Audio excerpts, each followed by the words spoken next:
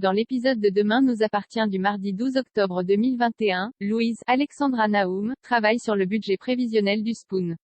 Elle annonce à Bar, Hector Langevin, que l'établissement se porte très bien et suggère de continuer les soirées striptease avec Damien.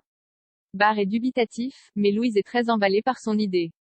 Plus tard, le couple accueille Damien au Spoon. Louise lui fait part de son idée, mais Damien décline sa proposition, expliquant ne pas avoir le physique et n'avoir fait un striptease que pour s'amuser. Après le départ de Damien, Bar est contrarié. Il a l'impression que Louise est attirée par Damien, mais celle-ci affirme ne pas du tout être intéressée par le flic et ne pensait quoi l'intérêt du Spoon. Au même moment, Damien envoie un SMS à Louise et accepte sa proposition. Le soir venu, Damien se présente au Spoon en uniforme et réchauffe l'ambiance. Manque de chance, Martin et Karim le surprennent. Martin lui fait remarquer qu'il est interdit de sortir les uniformes du commissariat et lui défend de recommencer. Peu après, Anna, Maud Baker, débarque au Spoon pour faire une surprise à Karim.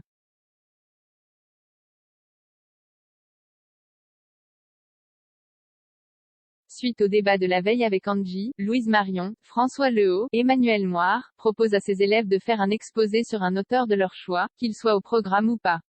Angie lui fait remarquer qu'une simple exposé ne réglera pas le problème des auteurs noirs marginalisés par l'éducation nationale, mais Lehaut lui réplique qu'il n'a pas le pouvoir de changer le programme scolaire. Angie fait mine d'accepter les arguments de son professeur et lève la main pour lire un texte de Joachim du Bellay. Mais lorsque son professeur lui donne la parole, la jeune femme monte sur sa table et lit un texte de Phyllis Wheatley, la première poétesse afro-américaine. Lehaut tente de calmer la classe mais rien n'y fait. Après le cours, Angie est convoquée dans le bureau de Chloé, Ingrid Chauvin, qui lui donne 10 heures de colle. La jeune femme s'en plaint auprès d'Irène, Thaïs Kirby, mais cette dernière se range du côté de la proviseure.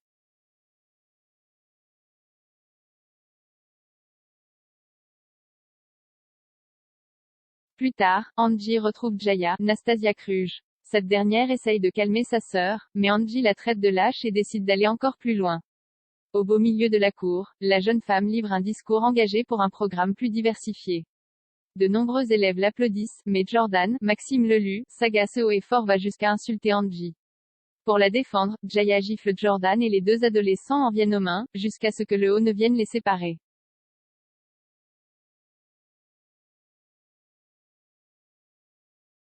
Dimitri est arrêté, Roxane trouve le portrait d'Emily.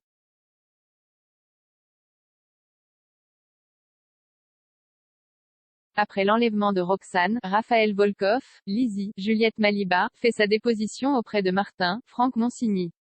Elle explique que le ravisseur portait un manteau à capuche, mais n'est pas en mesure de donner la plaque d'immatriculation de son véhicule. Tandis que le commandant Constant lance les recherches, Sarah, Camille Genot, lui révèle que le cœur greffé à Victoire, Solène Hébert, est celui d'Émilie Chaptal, l'ex-petite amie de Dimitri Maniglier. Elle lui raconte toute l'histoire et fait part de ses soupçons sur Dimitri.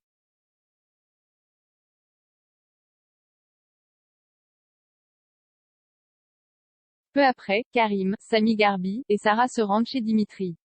La jeune femme veut entrer pour vérifier si Roxane ne s'y trouve pas, mais Karim l'en empêche et se contente d'interpeller Dimitri.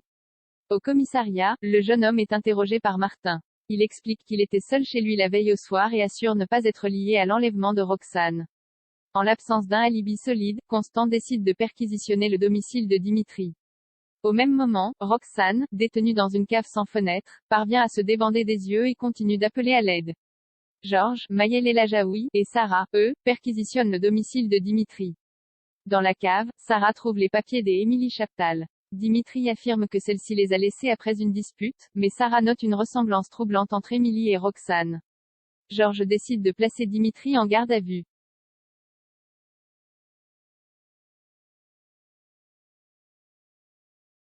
De retour chez lui, Georges retrouve Victoire, qui continue à dessiner. Il lui reproche d'avoir embarqué ses collègues dans ses histoires, mais Victoire estime ne pas avoir de compte à lui rendre. Elle quitte les lieux et rejoint Sarah, qui les mène dans la cave de Dimitri. Sarah espère que Victoire reconnaîtra quelque chose, mais le médecin ne ressent rien de particulier. Attristée, Sarah comprend qu'elle est peut-être sur une mauvaise piste et redoute de ne jamais retrouver Roxane. Dans le même temps, Roxane supplie son ravisseur de la laisser partir, mais ce dernier l'ignore. Dans la cave où elle est enfermée, la jeune flic découvre un portrait d'Émilie.